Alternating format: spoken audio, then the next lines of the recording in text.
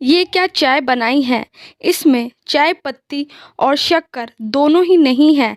मज़ा नहीं आया, फिर से बनाकर लाओ। सुधाकर जी ने कप आगे सरका दिया।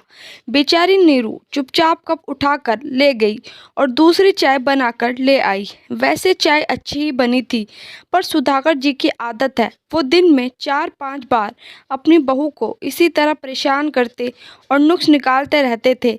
कभी अदरक कम है, कभी कहते कि चाय उबली नहीं, कभी कहते कि दूध ज़्यादा है, पानी कम, तो कभी कहते कि चाय अच्छे से उबली ही नहीं। नीरू कुछ महीने पहले ही शादी होकर आई थी। वो घर के खाने पीने का ढंग सीख रही थी, पर कभी तो कमी रह ही जाती थी और कभी कमी नहीं भी रहती तो जानबूझकर बताई जाती थी। सिर्फ सुधाकर जी ही नहीं, सबका यही हाल रहता। घर में सास ससुर हो या देवर ननद, सबको नीरू से ही शिकायत रहती है। नीरू अपने मायके बड़े ही लाड प्यार से पली थी। माँ ने अच्छे संस्कार के साथ घर गृहस्थी चलाने के भी गुण सिखाए थे, पर ससुराल में मायके की कहाँ चलती है। यहाँ तो ससुराल वालों के हिसाब से ही चलना होता है, फिर से सब कुछ नया सीखना होता है। नीरू पढ़ाई में सामान्य थी। पढ़ाई पूरी होने के बाद मायके वालों ने मनोज के साथ शादी कर दी। नीरू को बुक पढ़ने का बड़ा शौक था। वो सुंदर फूलों से बुके बनाया करती थी। उसकी ये कला पहले तो सबको पसंद आई थी, पर बाद में उसे घर गृहस्थी के कामों में ऐसा झोंक दिया कि वो कभी समय ही नहीं निकाल पाई। वो अपने शौक को जैसे भूल ही गई थी। ससुराल वालों का कहना था कि बहू को सिर्फ खाना बनाना और घर संभालना ही आना चाहिए। नीरू ने कुछ समय के लिए अपने शौक को छोड़ दिया ताकि वो घर में अच्छे से रम सके। वो हर संभव कोशिश कर ही रही थी। एक दिन उसकी सास उर्मिला जी ने अपने घर पर किटी पार्टी रखी और नीरू को क्या बनाना है उसकी लिस्ट थमा दी। नीरू ने अपने हिसाब से जो अच्छा आता था बना दिया और कुछ यूट्यूब से देखकर बना दिया। पहली बार 15-16 लोगों के लिए इतना खाना बनाया था। उर्मिला जी से खाना कितना बनाऊं ये अनुपात पूछा, पर उर्मिला जी ने उसको बताया ही नहीं। उसकी मम्मी से पूछती, पर वो भी अपने मायके अपनी मम्मी की तबीयत पूछने गई थी, जो कि अस्पताल में भर्ती थी।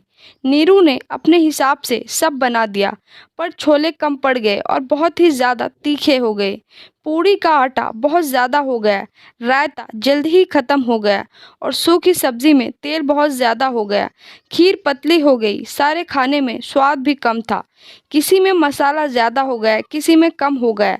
ये देखकर उर्मिला जी का पारा चढ़ गया और वो नीरू पर गुस्सा हो गई। तेरी माँ ने कुछ सिखाया है भी या नहीं?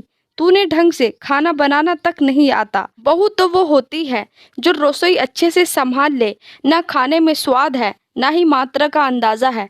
शोर सुनकर उर्मिला जी की कुछ सहेलियां रसोई में आ गई तो उन्होंने यही कहा कि मेरी बहू तो कुछ नहीं आता है और सिर पीटने लगी। सबने समझाया और जैसे तैसे किट्टी पार्टी हो गई।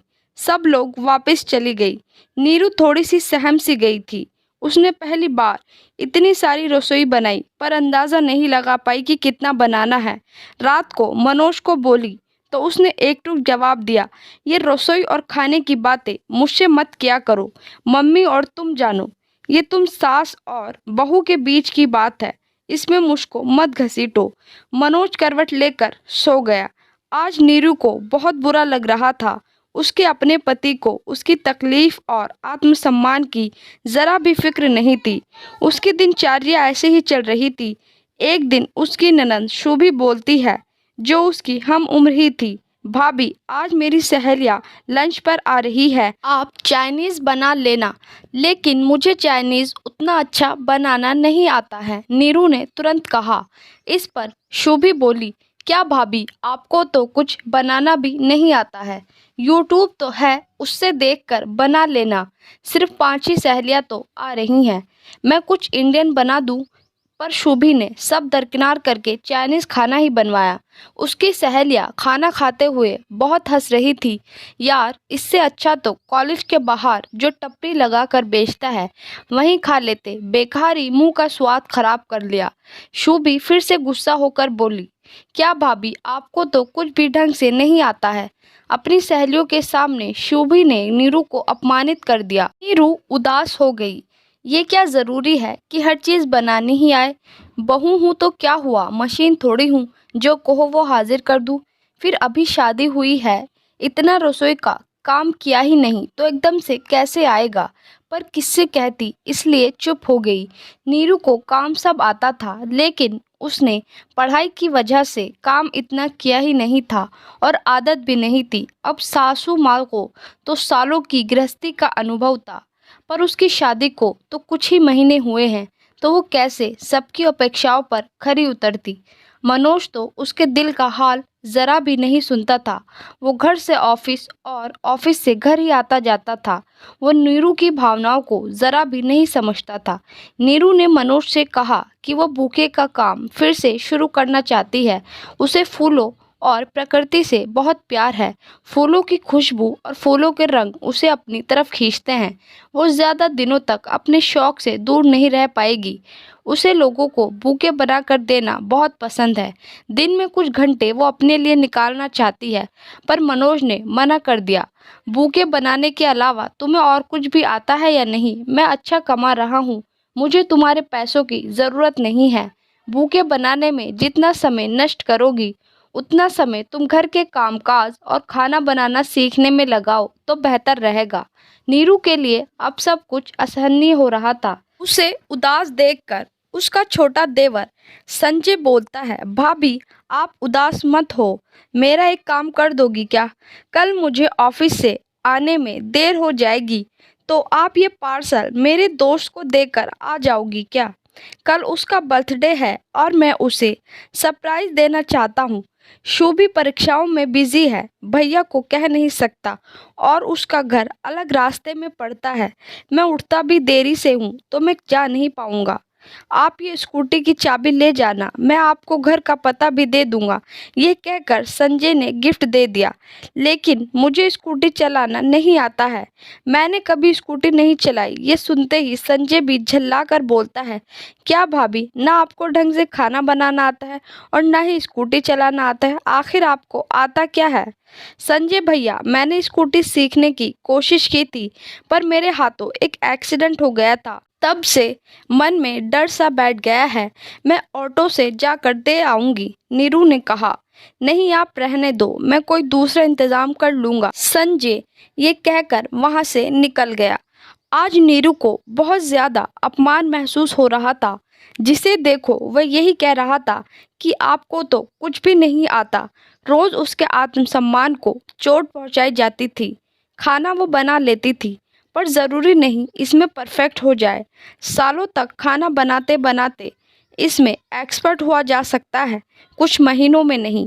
नीरू ये सब कुछ सहन कर रही थी क्योंकि उसके मायके में उसका साथ देने वाला कोई नहीं था। वो 4 बहनें थी और बेटी को वो लोग बोझ मानते थे। उससे छोटी 3 बहनों की अभी शादी करनी बाकी थी। वो अपना दुख अपने मायके में नहीं बता सकती थी, पर इस तरह से रोज अपमान भी तो नहीं सहा जा रहा था। सास ससुर, देवर ननंद, पति सभी उसका अपमान करते रहते थे, उसे ताने देते रहते थे। उसका बूके बनाना और पोट में पौधे सजाने का हुनर तो कहीं जंग खा रहा था। उसने एक दिन हिम्मत जुटाई और पति से कहा कि उसे बूके का काम शुरू करना है, अपने हुनर को चमकाना है, नहीं तो गृहस्थी में कहीं खो जाएगा। उसने बहुत जिद की, ठीक है जो भी करना है घर से कर लो, कहीं आने जाने की ज़रूरत नहीं है।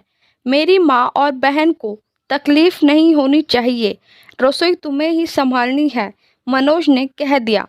नीरू के तो पंख लग गए। उसने अपनी सोसाइटी के ग्रुप में अपने पिछले बनाए बुके के फोटो डालने शुरू किए। उसे ऑर्डर मिलने लगे।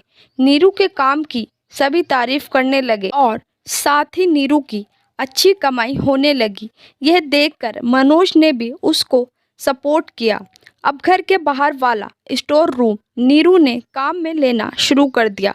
शादी ब्याह हो या वैवाहिक वर्षगांठ, उसे बुके बनाने के लिए अच्छे ऑर्डर मिलने लगे और कॉरपोरेट जगत में भी सीनियर का वेलकम हो या कोई मीटिंग, उसके बुके जाने लगे। अब नीरू रसोई में कम ही ध्यान दे पाती थी। उर्मिला जी ने अपने बेटे से शिकायत की तो उसने अपनी माँ से कहा, मम्मी हम खाना बनाने वाली रख लेते हैं। नीरू तो अब बिजी रहने लगी है और अच्छा भी कमाने लगी है, तो हमें भी सहयोग करना चाहिए। नीरू खाना बनाएगी तो भूखे के ऑर्डर पूरे नहीं कर पाएगी। अपने बेटे के मुंह से ये बात सुनकर उर्मिला जी के दंग रह गई। पर जब पति पत्नी की तरफ बोले तो पत्नी को ससुराल वाले एक ताना भी नहीं दे सकते हैं। पति का साथ बहुत ज़रूरी है। अब नीरू का आत्मविश्वास और भी बढ़ने लगा था। घर का स्टोर रूम माल और सामान के लिए छोटा पड़ने लगा। बाहर किराए की बड़ी सी दुकान ले ली और मदद के लिए 2-3 लड़कियों को भी रख लिया गया। नीरू बुके के साथ साथ पौधों से सजावट पॉट भी बेचने लगी। उसके सजाए पॉट भी बहुत ही सुंदर होते थे। बड़ी बड़ी मीटिंग्स में उसके बनाए पॉट गिफ्ट किए जाने लगे। इसी के साथ वो पर्यावरण की रक्षा के लिए पेड़ भी लगाने लगी। शहर में पेड़ों को लेकर जागृति फैलाने लगी। उसके कार्यों को देखकर शहर में उसका सम्मान किया गया। पत्नी की सफलता और उसकी कमाई पर मनोज अब खुश रहने लगा। जब मनोज खुश था तो नीरू को सास ससुर देवर ननद भी कुछ नहीं कह पाते थे। अब नीरू ने अपनी कमाई से कार खरीद ली और ड्राइविंग भी सीख ली। एक सुबह वो घर से दुकान के लिए जा रही थी तो उसने देखा उसके देवर की बाइक खराब हो गई थी। उसने आवाज़ लगाई, संजय भैया आपको छोड़ दूं, मुझे स्कूटी तो नहीं पर कार चलाना ज़रूर आता है। यह सब सुनकर संजय शर्मिंदा हो गया और उसने नीरू से माफ़ी मांग ली। नीरू ने अपनी सफलता के लिए अपनी ननद शुभी की सहेलियों को बुलाया और शहर के सबसे महंगे चाइनीज़ रेस्टोरेंट से चाइनीज़ फूड मंगवा कर खिलाया तो सब तारीफ़ करने लगे और खूब धन्यवाद देकर गए। शुभी, मैं अच्छा चाइनीज़ फूड तो नहीं बना सकती हूँ, पर तुम्हें शहर के सबसे अच्छे और महंगे रेस्टोरेंट से मंगवा कर खिला सकती हूँ। तुमने अपनी सहेलियों के सामने मेरा अपमान किया था, पर मेरी माँ ने मुझे ये नहीं सिखाया। कभी भी किसी को कुछ भी कहना हो, कोई भी शिकायत या कमी की बात हो, उससे अकेले में कहो। किसी के भी आत्मसम्मान को चोट लगनी नहीं चाहिए, क्योंकि शरीर की चोट इंसान भूल सकता है, पर आत्मसम्मान पर लगी चोट कभी नहीं भूल पाता। नीरू ने आगे कहा, शुभी, कोई भी इंसान परफेक्ट नहीं होता है, फिर बहू से ये उम्मीद क्यों करते हैं कि बहू हर काम में परफेक्ट हो। उसे सब तरह के काम आने चाहिए। शुभी की नज़रें शर्म से झुक गई। भाभी, मुझे माफ़ कर दो। मैं समझ गई कि हर इंसान हर काम में परफेक्ट नहीं हो सकता है। आपका हुनर अलग है, आपका शौक़ अलग है। आपको मौका दिया गया तो आप उसमें ही सक्सेस हुई। आप आज शहर की सबसे अच्छी बुके बनाने वाली हो गई हो। आपकी शहर में पहचान है। नीरू की सफलता से अब सास ससुर भी खुश रहने लगे थे। बेटा बेटी तो नाम रोशन करते हैं, पर उनकी बहू ने तो अपने काम और हुनर से उनका ही नाम रोशन कर दिया है। नीरू अब खुश रहने लगी थी। एक बार मनोज ने मना कर दिया, पर फिर उसने हिम्मत नहीं हारी। दोबारा मनोज को हाँ करना ही पड़ा। अपने काम के प्रति जुनून हो तो सब संभव है, सिर्फ करने की चाहत होनी चाहिए। दोस्तों, आत्मसम्मान सबसे बड़ी चीज़ है।